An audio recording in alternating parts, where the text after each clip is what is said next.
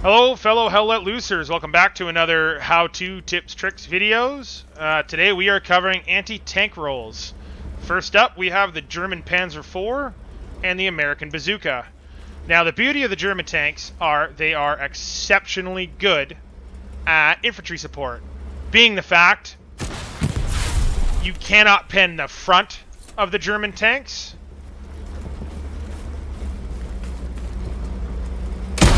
And you cannot pen the sides of the German tanks. So they are very effective at sitting in the middle of a point or assaulting a point and being completely unkillable. The only way to kill a German tank, the Tiger and the Panzer IV, is from the rears. You can damage certain parts of the tank from other places. Like, you could track it if you want, but in reality, in my opinion, it's a waste of ammo when you can just flank it, shoot it in the ass. It takes 2 rockets and that tank is dead.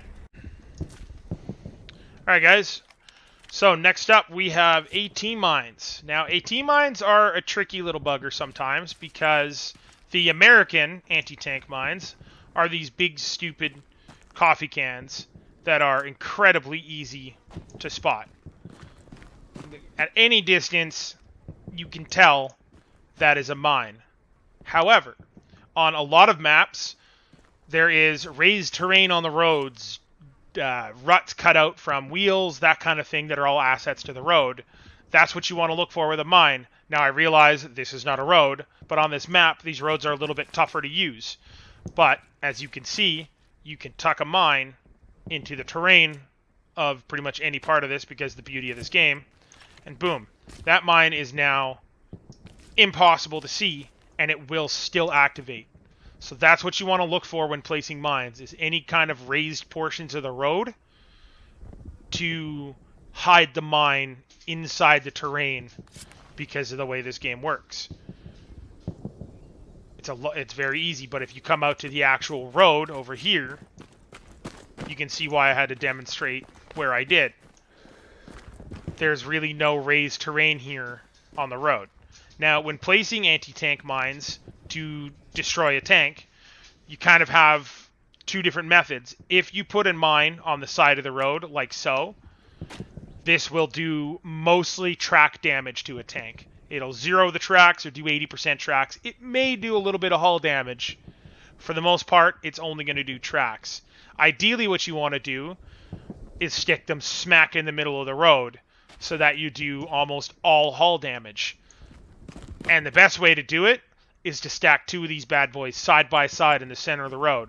For if a tank hits it, it's a pretty good shot. It's just going to kill the tank.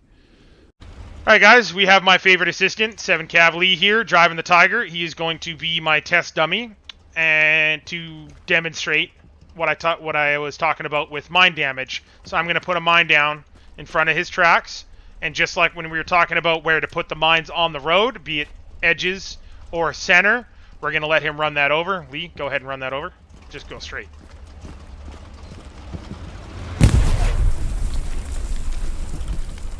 .70 track. So there you go. That did only track damage, nothing more. Now, if I drop a mine smack in the middle, Lee, just hop back in the tank. Okay. Lee, drive on forward. Going. 70 hull. That did 70% hull damage. So that is why, when I put mines down, I always double stack them in the center of the road. Because that way, you're not just tracking a tank, you can guarantee yourself that you will kill said tank. Next up, we have one of my favorite tools, which is a satchel. I tend to use satchels for killing everything in sight. But obviously it is a very good tool for killing tanks. Only problem is it's a lot riskier because you need to get to said tank. But let's say you run into a situation where tank is on a road or tank is in an area that you can't actually get to it because there's too many enemy around it. Maybe it's damaged and you can see that, or not.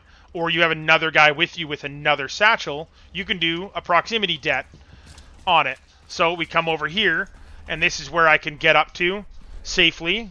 Drop your satchel on the ground and run away. The satchel has a 30-meter radius where it will kill everything within that 30 meters, but because armor is armor, it will not kill the tank, but it is going to do a massive amount of damage.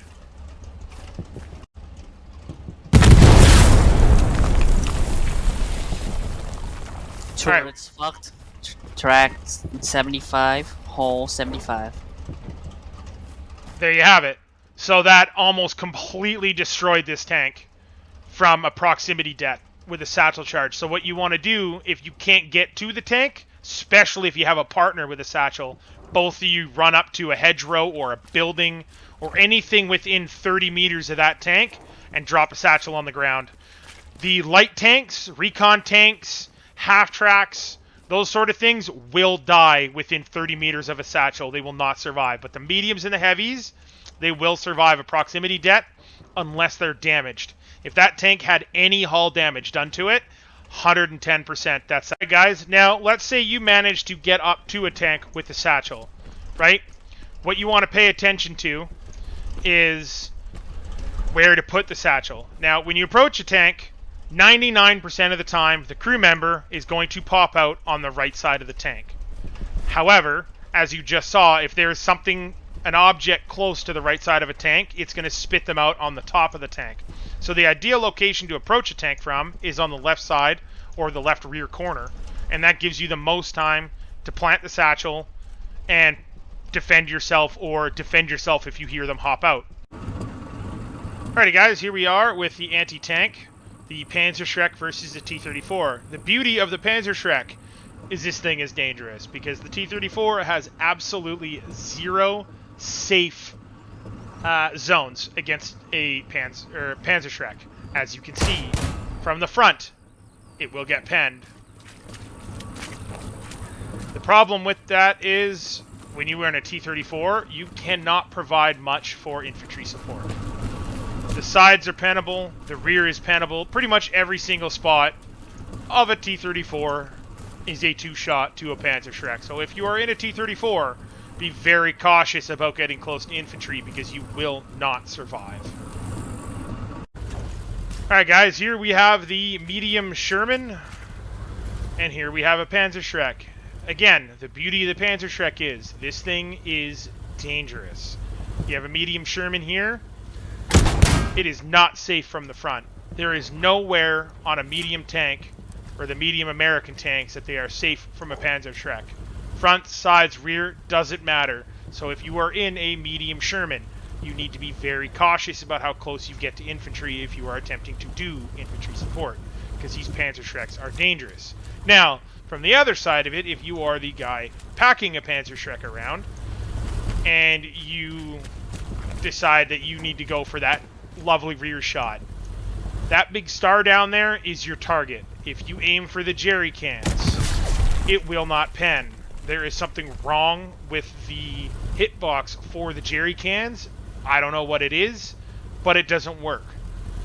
For the heavies, it is a hit or miss if you can pen the jerry cans with the Panzerschrecks. You may or may not want to do it. It's just easier to aim for the bottom of the rear if that's what you decide to do. Now with the heavies, obviously you have to hit the sides or the rear. You really don't have a choice. But for the medium Sherman, and obviously the T-34 as covered, the fronts of them are vulnerable to the Panzerschreck. The Panzerschreck is a very, very good anti-tank weapon. I personally prefer it over the satchel even, until they start bringing out heavy tanks, obviously, which requires 3 rockets instead of 2. That's all I have for the anti-tank portion. Again, big shout out to my boy Lee here for helping me out with all this. If you guys have any requests for videos you want to see, put them in the comments, or jump into my Twitch when I'm streaming and you can talk with me there.